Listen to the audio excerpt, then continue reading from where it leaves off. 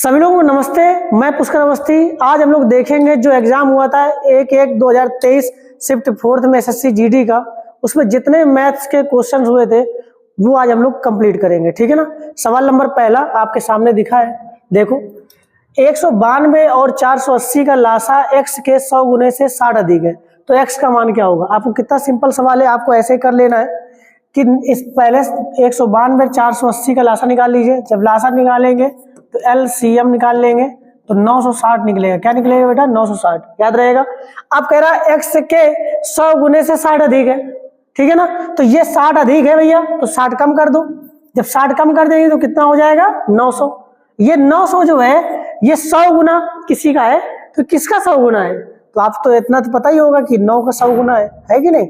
9 का 100 गुना, तो आपका ऑप्शन नंबर 3 सही हो जाएगा। ठीक है ना। चलते हैं अगले सवाल पे। देखिए चलते हैं दूसरे सवाल में। सवाल है 500 रुपए को A, B, C और D में इस तरह विभाजित कीजिए जिससे A और B धनराशि मिलाकर C और D को मिलाकर मिली धनराशि की 3 गुना हो, और B की धनराशि C की धनराशि से 4 गुना हो, और C की धनराशि D की धनराशि का 1.5 गुना हो, तो B के हिस्से का मान ज्ञात कीजिए। कितना सिंपल सवाल है, देखते हैं सवाल किस तरीके से होगा। तो सबसे पहले आप क्या कर लेंगे, यहाँ पर अलग अलग दिया गया है A प्लस B, और यहाँ अलग से दिया गया है C प्लस D। क्या अनुपात दिया गया है? 3 गुना हो। कह रहा है A प्लस B की धनराशि C और D की धनराशि का क्या हो? 3 गुना हो, तो ये हो जाएगा 3 और ये हो जाएगा 1। ये अनुपात क्लियर कर लीजिए। इसके बाद फिर आपको यहाँ पर A, B, C और C, D की वैल्यू दी गई है, अनुपात दी गई है। तो यहाँ पर देखो पहले B और C की तुलना की गई है कि B की धनराशि, यहाँ देखिए C की धनराशि का 4 गुना हो। समझ में आ रहा है कि नहीं आ रहा है? तो हम B की धनराशि C की धनराशि से 4 गुना कर देंगे, तो 4:1 कर देंगे। ये अब यहाँ पर देखो C और D की वैल्यू दी गई 1.5 गुना, तो C और D की क्लियर कर लीजिए। 1.5 गुना, तो 1.5 गुना मतलब 3:2 हो जाएगा। ठीक है ना। समझ में आ रहा है? इस तरीके कर लेंगे तो हम इससे क्या मिल जाएगा, हमें B अनुपात C अनुपात D मिल जाएगा। तो क्या हो जाएगा? 4×12, आपको पता होगा जिग-जैग से, तो 4×12 हो जाएगा। 3×1 = 3 और 2×1 = 2, तो ये हो जाएगा। ठीक है ना। समझ में आ रहा है कि नहीं आ रहा? ये आ जाएगा आपका किसका अनुपात आ जाएगा? B, C और D का। ठीक है ना। जब B, C, D का आ जाएगा और ये अनुपात क्लियर हो जाएगा कि हमारा ये अनुपात क्लियर हो जाएगा कि B और C और D का अनुपात हो जाएगा 12, 3 और 2। ठीक है ना। अब यहाँ पर ये तुलना कर लेंगे, जब C प्लस D 1 है और यहाँ पर अगर जो जोड़ेंगे तो ये क्या हो जाएगा? 5। तो जब 1 की वैल्यू 5 है तो 3 की वैल्यू क्या नहीं निकाल सकते? आप निकाल सकते हैं, तो 15 हो जाएगा। तो 15 में 12 दिया गया है, तो इसका मतलब A की वैल्यू कितनी आ जाएगी आपकी? 3। कितनी आ जाएगी? 3। समझ में आ रहा है कैसे हमने किया? 1 की वैल्यू हमने वैल्यू कर दी 5 की। जब 1 वैल्यू 5 के बराबर है तो 3 वैल्यू किसके बराबर हो जाएगी? 15 के। और 15 में क्या दिया गया? 12। तो कितना नहीं दिया गया? 3। तो A की वैल्यू तो कितनी हो जाएगी? 3। अब आ गया 4 होगा, तो आप देखिए 3, 12, ये अनुपात लगा दीजिए। 3, 12, 3, 2 यार जोड़ दीजिए, तो ये हो जाएगा 15, और 15, 2 15, 5 हो जाएगा 20। यही 20 बराबर दिया गया है 500 के। जब 20 बराबर 500 के, तो 1 बराबर जब करेंगे तो 25 के निकल आएगा। ठीक है बेटा। तो अब पूछ रहा है वो क्या कह रहा है? B का हिस्सा कितना है? तो B का अनुपात कितना है? 12। B का अनुपात कितना है? 12। 12 गुणा कर दीजिए, तो 25 गुणते 12, 12 पंचे 60, 12 दूनी 24, 24 6 30, तो आपका ऑप्शन 300 आ जाएगा। ठीक है ना। ऑप्शन नंबर आपका 2 सही हो जाएगा। ठीक है। चलते हैं अगले सवाल पे। देखिए चलते हैं तीसरे सवाल में। सवाल है A की चाल B की चाल से 30% अधिक है। यदि A और B एक 17 मीटर लंबी दौड़ में दौड़ लगाते हैं तो A को दौड़ की लंबाई का कितना भाग B की शुरुआती बढ़त के रूप में देना चाहिए ताकि दौड़ बराबरी पर समाप्त हो। कितना सिंपल सवाल है, आपको ये पता होना चाहिए यहाँ पर कि A और B की जो चाल का अनुपात होगा वो कितना होगा। तो पहले हम निकाल सकते थे, कह रहा है A की चाल B की चाल से 30% अधिक है, तो हम क्या करेंगे? B को 100 मान लेंगे, तो ये हो जाएगा 130। अगर इनको अनुपात लगा दिए काट देंगे तो ये हो जाएगा 13:10। मेरी बात समझ में आ रही? ये अनुपात कितना हो जाएगा? 13:10। याद रहेगा। तो ये हो जाएगा 13 और ये हो जाएगा 10। ठीक है, स्पीड का अनुपात है। अब क्या कह रहा है? कह रहा है A और B 117 मीटर की लंबी दौड़ में 117, तो क्या 13 117 बन सकता है? बताओ क्या 13 117 यहाँ पर हो सकता है? जब यहाँ पर दूरी, जब दोनों के समय पीरियड सेम है तो जो चाल का अनुपात होता है वही दूरी का अनुपात हो जाता है। तो किसी तरीके इसको 13 को 117 बना लो, तो किसका गुणा कर देंगे? 9 का। तो इधर भी 9 गुणा कर दीजिए। तो जैसे 9 गुणा करेंगे तो ये कितना बन जाएगा बेटा? 117। 13 नंबर है, और ये बन जाएगा 90। आपको साफ साफ दिखने लगेगा कि जो 117 है वो कितना हो जाएगा 90। तो यहाँ पर बढ़त कितनी की हुई, घटा दीजिए। तो 117 में 90 घटाएंगे तो आपका आंसर आ जाएगा 27। कितना आंसर आएगा 27। यही आपका आंसर हो जाएगा, ऑप्शन नंबर 3 सही हो जाएगा। ठीक है ना। चलते हैं अगले सवाल पे। देखिए चलते हैं चौथा नंबर सवाल पे। सवाल है 15% और 25% की दो क्रमिक छूट के बराबर एकल छूट कितनी होगी। कितना सिंपल सवाल है। आपको करना क्या है, आपको 100 वैल्यू मान लेना है, 15% छूट देनी है तो 15 कम कर दिया 85, और 85 का अगर यहाँ पर देखेंगे 25% निकालेंगे तो 85 का 25% कितना होता है, तो 85 का आधा करेंगे तो 42.5, और 42.5 का आधा कर देंगे तो 21.25 बनता है। तो पहली बार छूट दी 15 की और फिर छूट दी 21.25 की। मेरी बात समझे, इनको जोड़ दीजिए तो आपका आंसर आ जाएगा। कितना आएगा, इसको आपको बोलते हैं 36.25, इसी को बोल सकते हैं 36 सही 1/4। ऑप्शन नंबर 4 सही हो जाएगा। ठीक है ना। आप ऐसे भी कर सकते हैं, और अगर नहीं करना हो तो आप इस तरीके भी कर सकते हैं। कोई वैल्यू 100 है, पहले आप 15% की कमी करिए 85/100, फिर कमी करिए 25% तो 75/100। तो इस तरीके से भी कर सकते हैं आप, है ना। तो इस तरीके से भी आंसर आ जाएगा, जो वैल्यू आएगी वो क्लियर कर लेना। ठीक है ना। चलते हैं अगले सवाल पे। चलते हैं पांचवें सवाल पे। सवाल है एक निश्चित राशि पर 5 वर्षों में 7% वार्षिक की दर से 4016.25 रुपए का साधारण ब्याज प्राप्त होता है। मूल राशि ज्ञात कीजिए। कितना सिंपल सवाल है एसआई का। आपको जब भी इस तरीके सवाल मिल जाए तो याद रखना, यदि प्रिंसिपल 100 है तो पी, अगर प्रिंसिपल क्या होगा 100 होगा, तो आर और टी का मल्टीप्लाई करने से एसआई मिलता है। तो आर और टी का मल्टीप्लाई कर दीजिए, 7×5 = 35। तो 35 की वैल्यू दी गई है और 100 की वैल्यू निकाल लेना है बस। तो 4016.25 बटे 35 गुणते 100। 100 का पहले गुणा करवा दीजिए तो दशमलव हट जाएगा, तो ये भी खत्म हो जाएगा। अब यहाँ पर 5 से काट दीजिए, 5 7 35, और 5 से इसको काटेंगे तो 5 × 40 यहाँ पर आ जाएगा, और 5 0 0 यहाँ पर आ जाएगा, 5 3 15 यहाँ आ जाएगा, और 5 दूनी 10 और 5 25 ये आ जाएगा। अब क्या करेंगे, आप 7 से काट दीजिए इसको, तो 7 से काटेंगे इसको तो 7 1 = 7 आएगा, 7 1 = 7 यहाँ पर आएगा 3, और 7 4 28, 28 यहाँ पर आ जाएगा 5, और ये 7 7 49 और 7 5 35। तो 4 यहाँ पर 11,475 आपका आंसर हो जाएगा। ऑप्शन नंबर 4 सही हो जाएगा। ठीक है ना। चलते हैं अगले सवाल पे। देखिए चलते हैं 6वें नंबर सवाल पे। सवाल है एक व्यक्ति 8 घंटे में 320 किलोमीटर ड्राइव करता है, 5 घंटे में 40 किलोमीटर साइकिल चलाता है, और फिर 7 घंटे में 40 किलोमीटर चलता है। चालक की औसत गति ज्ञात कीजिए। कितना सिंपल सवाल है। जब दूरियां अलग अलग हो, चाल भी अलग अलग हो यहाँ पर, और समय भी अलग अलग हो, इस तरीके सवाल हो, तो औसत चाल बराबर होता है कुल दूरी बटे कुल समय। क्या होता है, कुल दूरी बटे कुल समय। तो वही लगा देना, औसत चाल एवरेज स्पीड इक्वल टोटल। तो सबको जोड़ दीजिए, 320 40 40 तो जोड़ देंगे तो 400 हो जाएगा। कुल दूरी बटे कुल समय, इसको जोड़ दीजिए, 8 5 13 13 7 20 20 का भाग 400 में देंगे तो 20 किलोमीटर प्रति घंटा आपका आंसर हो जाएगा। ठीक है ना। ऑप्शन नंबर 1 सही हो जाएगा। ठीक है। चलते हैं अगले सवाल पे। देखिए चलते हैं 7वें नंबर सवाल पे। सवाल है 3126 की पावर 21 की पावर 20 की पावर 22 की पावर 23 बटे 5 का शेषफल क्या होगा। आपको पता होना चाहिए कि यदि इकाई अंक में 6 हो जाए तो कितनी भी यहाँ पर पावर हो, इकाई अंक 6 ही रहता है, और 6 में जब 5 का भाग देंगे तो शेषफल क्या आएगा बेटा, बताइए भाई, 1 आएगा। तो ऑप्शन नंबर 3 सही हो जाएगा। ठीक है ना। चलते हैं अगले सवाल पे। देखिए चलते हैं 9वें सवाल पे। सवाल है एक शंक्वाकार बर्तन के आधार की त्रिज्या 5 सेंटीमीटर है और उसकी ऊंचाई 24 सेंटीमीटर है। बर्तन पूरी तरह से पानी से भरा हुआ है। इस पानी को एक ऐसे बेलनाकार बर्तन में डाला जाता है जिसके आधार की त्रिज्या 10 सेंटीमीटर तथा बेलनाकार बर्तन के पानी की गहराई क्या होगी। कितना सिंपल सवाल है। तो आपको ये आयतन का सवाल है, देख सकते हैं आपको शंक्वाकार, तो शंकु का आपको आयतन पता होना चाहिए। शंकु का आयतन क्या होता है बेटा, 1/3 πr² होता है ना, इसी में ये लिखा है। और यहाँ पर क्या होगा, बेलनाकार बर्तन में डाला गया, इसका मतलब क्या होता है, ये होता है, इसका आयतन क्या होता है कि होता है πr²h। बस आपको क्या करना है, यहाँ पर तुलनात्मक वैल्यू कर देनी है। क्या करना है, तो यहाँ पर देखिए 1/3, और जो कटे तो यहाँ से पाई से पाई तो खत्म हो जाएगा। इसका आर अलग है, इसका आर अलग है, इसका एच अलग होगा, इसका एच अलग होगा, तो यहाँ पर कर सकते हैं। अब कटेगा नहीं कोई, तो ये हो जाएगा 1/3। आर की वैल्यू जब देखेंगे तो यहाँ पर देखिए 5 लिखा है, तो 5 × 5। एच की वैल्यू लिखा है 24, तो 24 लिख देंगे बराबर। अब यहाँ पर बेलन में आ जाओ, तो बेलन की ऊंचाई, यहाँ पर त्रिज्या दी गई, ऊंचाई पूछ रहा है, तो त्रिज्या है 10 × यहाँ पर देखिए त्रिज्या 10 है, तो 10 × 10, और एच पूछ रहा है तो एच निकाल लीजिए, है ना। इसको काट लीजिए आप, तो 3 × 24 हो जाएगा, ये खत्म हो जाएगा। और 5 से करते हुए ये देखो यहाँ हो जाएगा 5 दूनी 10 और 5 दूनी 10, और ये हो जाएगा 4, 4 दूनी 8, तो h की वैल्यू आ जाएगी 2। ऑप्शन नंबर 3 आपका सही हो जाएगा। ठीक है ना, चलते हैं अगले सवाल पे। देखिए चलते हैं 10वें नंबर सवाल पे। सवाल है 3 साझेदार ए बी सी ने एक व्यवसाय शुरू किया और लाभ को क्रमशः 2:3:5 के अनुपात में बांटने का फैसला किया। यदि बी का हिस्सा 7,50,000 रुपए है तो कुल लाभ की गणना कीजिए। कितना सिंपल सवाल है।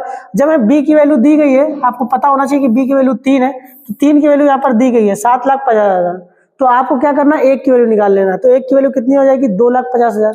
ठीक है ना, 2 लाख यहाँ पर आ जाएगा 2,50,000। ठीक है, जब 2,50,000 आ जाएगा तो आपको पता करना है पूरा, तो सबको जोड़ दीजिए तो हो जाएगा 10।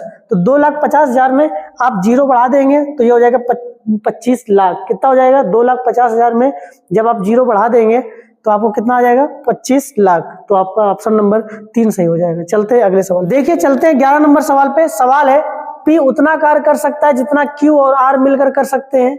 P और Q मिलकर एक कार्य को 8 घंटे 24 मिनट में कर सकते हैं और R इसे 42 घंटे में कर सकता है। समय ज्ञात करें जो Q के अकेला कार्य करने के लिए चाहिए। कितना सिंपल सवाल है, देखते हैं टाइम एंड वर्क का। तो जब हमें पता है कि P उतना कार्य करता है जितना Q और R, तो यहाँ पर लिख सकते हो आप कि यहाँ पर P बराबर लिख सकते हैं आप कि Q प्लस R। ठीक है ना, एक चीज ये दी गई है, लिख देंगे। अब हमें P और Q का दिया गया है, तो P प्लस Q कितनी देर में कर लेते हैं, 8 घंटे 24 मिनट। तो 8 घंटे 24 मिनट, जब 8 घंटे 24 मिनट लिखा है तो 8 घंटे 24 मिनट को हम 42/5 भी बोल सकते हैं। ठीक है ना, क्या बोल सकते हैं, 42/5। कैसे आ जाएगा, तो हम 24 को घंटे में बनाएंगे, 24/60 कर देंगे, 12 दूनी 24, 12 पंचे 60, तो 5 40 2 42, 42/5 कर सकते हैं। तो लिख सकते हैं 42/5 घंटे, ये हो गया। अब यहाँ पर दिया गया है आर की वैल्यू दी गई है कितने 42 घंटे में, तो 42 घंटे हो जाएगा। एलसीएम ले लेंगे दोनों का, तो 42 और 42/5 का एलसीएम ले लेंगे तो आ जाएगा 42। हमने काम मान लिया 42। तो जब P और Q जो है 42/5 घंटे में 42 काम करते हैं, तो 1 घंटे में कितना काम करते होंगे, भाग दे देंगे तो 5 घंटे 5 काम करते हैं। ठीक है ना, 1 दिन की क्षमता निकाल आएगी। इसी तरीके R की क्षमता निकाल लेंगे तो यहाँ हो जाएगी 1 क्षमता। तो ये अब जब हमें पता हो जाएगा P plus Q plus R की क्षमता कितनी आ जाएगी, 6। जब हमें P plus Q plus R की क्षमता पता हो गई 6, और यहाँ पर ऊपर दिया ही गया है कि P बराबर Q प्लस R, तो क्या हम इसको 6 को 3 में तोड़ सकते हैं, तो इधर रख सकते हैं 3 और इधर रख सकते हैं 3, इधर रख सकते हैं 3, इधर रख देंगे 3, और यहाँ पर हमें R की वैल्यू दी गई है 1, तो जब R की वैल्यू यहाँ पर 1 रखेंगे, दोनों का मान 3 है, तो इसका मतलब Q का मान कितना हो जाएगा, 2। समझ में आ रहा है कि नहीं, बस Q की क्षमता मालूम हो गई 2, तो बस क्या करना है, कुल कार्य कितना है 42, तो 42 में 2 का भाग दे दीजिए। ठीक है ना, तो Q का मालूम हो जाएगा कि जो Q है वो 21 घंटे में कर लेगा। ऑप्शन नंबर 3 सही हो जाएगा। ठीक है ना, चलते अगले सवाल पे। देखिए चलते 12 नंबर सवाल पे। लिखा है एक व्यक्ति के वेतन में पहले 40% की कमी की जाती है और फिर 40% की वृद्धि की जाती है। वेतन में प्रतिशत कमी क्या होगी।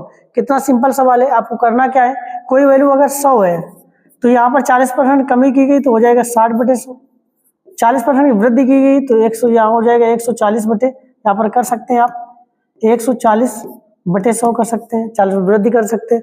इसको जब हल करेंगे 2 जीरो खत्म हो जाएगा, 2 जीरो से 2 जीरो मतलब, और 4 छंग 84, तो जो वैल्यू 100 है वो 84 हो गई। तो आपका यहाँ पर कितनी कमी हो गई देख सकते हैं आप, तो 16% की कमी हो गई। ठीक है ना, एक तो ये तरीका है, और दूसरा तरीका है बिना लिखे आप कर सकते हैं। कैसे कर सकते हैं कि जब 100 में कमी की गई 40 की तो 60 बनेगा, और 60 का जब 40% जब निकालेंगे तो 24 निकलेगा। ठीक है ना, तो जब कमी की गई तो माइनस का 40 किया गया, और जब जोड़ेंगे तो प्लस का 24। तो यहाँ पर समझिए कि माइनस का 40 और प्लस का 24, जब इसको जब हल करेंगे तो माइनस का 16 ही तो आएगा। इसका मतलब क्या हुआ कि 16% की कमी। इस तरीके से आपको कर सकते हैं। ठीक है ना, चलते हैं अगले सवाल पे। देखिए चलते हैं 13 नंबर सवाल पे। सवाल है एक बेलन का कुल पृष्ठीय क्षेत्रफल ज्ञात कीजिए जिसकी ऊंचाई 8.5 मिलीमीटर और आधार का व्यास 10 मिलीमीटर है। कितना सिंपल सवाल है, आपको करना क्या है, इस तरीके से देख सकते हैं कि आपको पता होगा कि कुल पृष्ठीय क्षेत्रफल क्या होता है बेलन का, पता होना चाहिए। तो टोटल सरफेस एरिया बेलन का पता होना चाहिए, ये होता है 2πr h+r। ठीक है, तो आपको इसी में रख देना है। पाई यहाँ पर ऑप्शन दिख रहा है पाई में, तो पाई का मान नहीं रखना है, इसका मतलब तो 2 गुणते यहाँ हो जाएगा पाई गुणते r की वैल्यू, यहाँ पर जब व्यास 10 है तो यहाँ पर r कितना हो जाएगा 5, और जब h+r करेंगे तो यहाँ पर ये हो जाएगा 5, और 5 जब 8.5 जोड़ेंगे, 5 और 8.5 जोड़ेंगे तो 13.5 हो जाएगा। ठीक है, इसको आप हल करेंगे तो 5 दूनी 10 और 10 का गुणा जब 13.5 करेंगे तो दशमलव हट जाएगा, तो ये बन जाएगा 135 पाई मिलीमीटर स्क्वायर, 135 पाई मिलीमीटर स्क्वायर। ऑप्शन नंबर 1 सही हो जाएगा। ठीक है ना, चलते हैं अगले सवाल पे।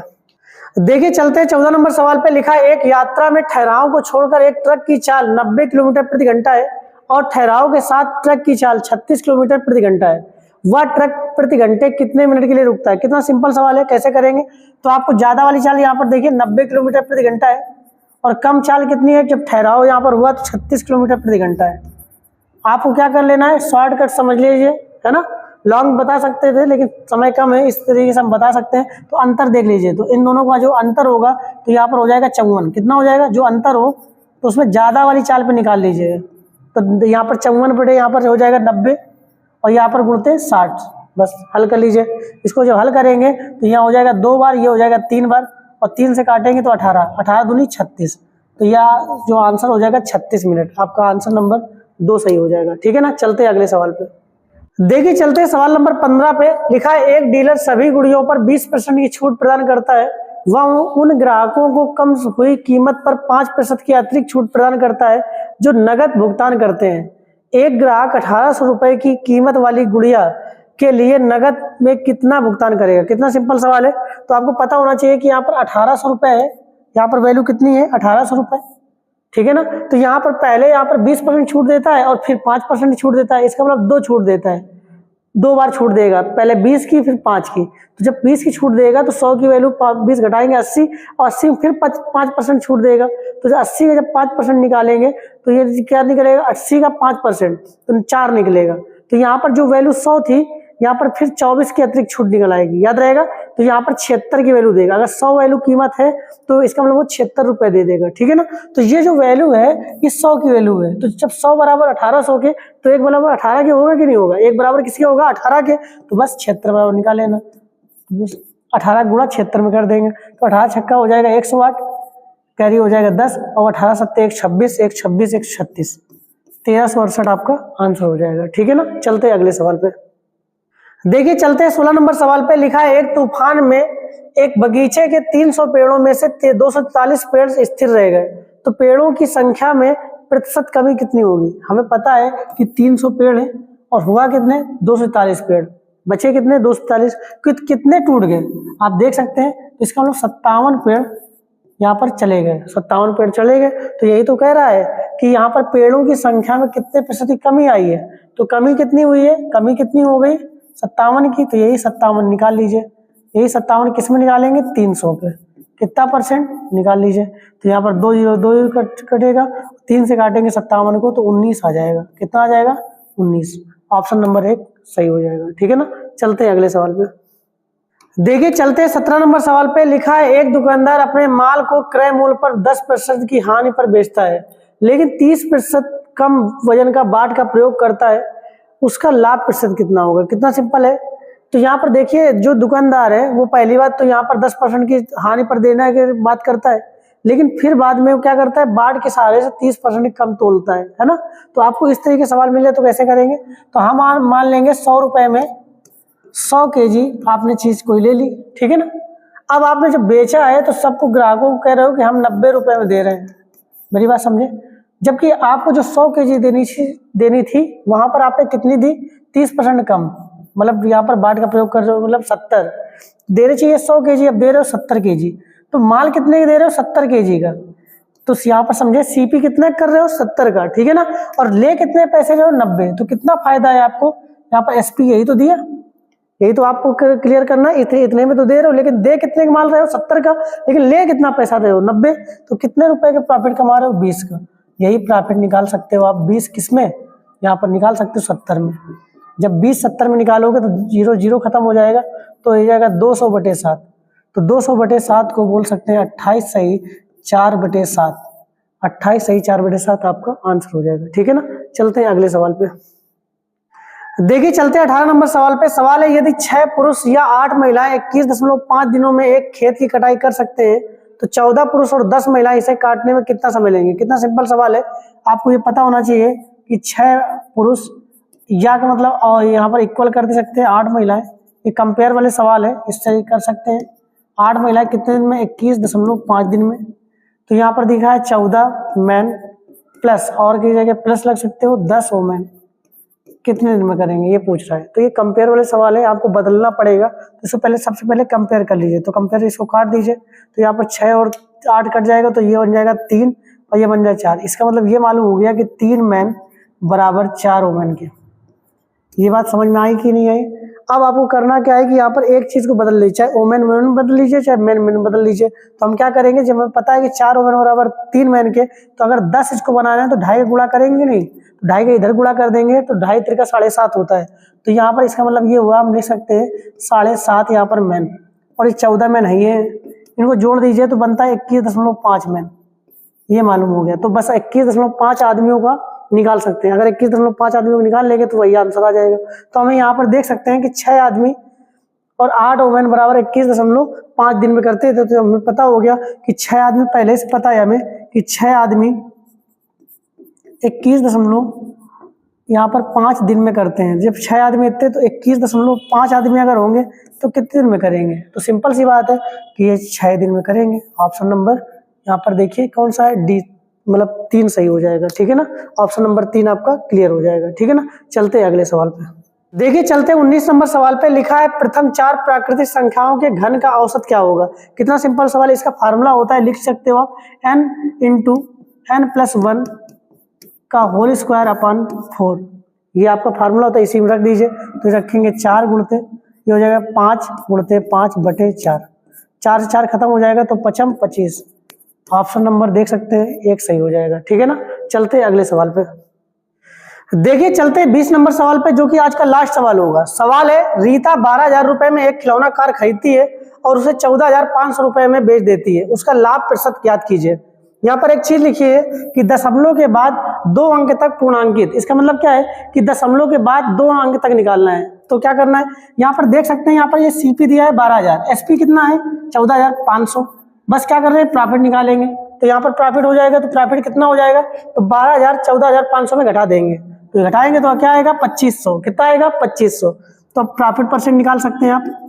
तो यही 2500 किस में निकालेंगे, सीपी पर। सीपी कितना है 12,000, निकाल लीजिए। तो जब निकालेंगे तो 3 जीरो से 3 जीरो खत्म हो जाएंगे बेटा, और यहाँ पर 12 का भाग देंगे यहाँ पर 250 में, तो पूरा तो जाएगा नहीं, जहां तक जाए वहां तक जाने दो। तो यहाँ पर जब करेंगे तो 12 दूनी यहाँ हो जाएगा 24, यहाँ 1 बचेगा, है ना। और जब जीरो कैरी लेंगे तो यहाँ पर 10 हो जाएगा, तो भाग जाएगा नहीं, तो यहाँ पर क्या हो जाएगा, भाग रखाई क्या हो जाएगा, 0 लग जाएगा। अब यहाँ पर हमारे पास ऑलरेडी 10 है, तो दशमलव लगा के 1 जीरो और बढ़ाएंगे तो क्या हो जाएगा 100। तो 12 8 96। अब यहाँ पर क्या बचा 4, फिर 0 बढ़ा देंगे तो 12 यहाँ पर 12 36, तो 20.83 आपका आंसर हो जाएगा। ठीक है ना। लेकिन आपको ये याद रखना जरूरी नहीं कि इतना करना है आपको, है ना। आपको यहीं से आंसर आ जाता है। कैसे आ जाता है, देखिए जब यहाँ तक कर रहे थे, देखिए ऑप्शन में कहीं पर भी 20 नहीं है, केवल एक ही ऑप्शन ऐसा है जहाँ पर 20 है। तो यहीं से आगे जाने की जरूरत ही नहीं थी, दशमलव के बाद जाने की जरूरत ही नहीं थी। जब ऑप्शन में एक ही जगह कहीं पर 20 है तो ये ऑप्शन हो जाता है। ठीक है ना। आशा करता हूँ यह वीडियो आपको पसंद आएगा। पसंद आए तो प्लीज लाइक करें, शेयर करें और हमारे चैनल को सब्सक्राइब करें। Thank you very much. Have a nice time सबको।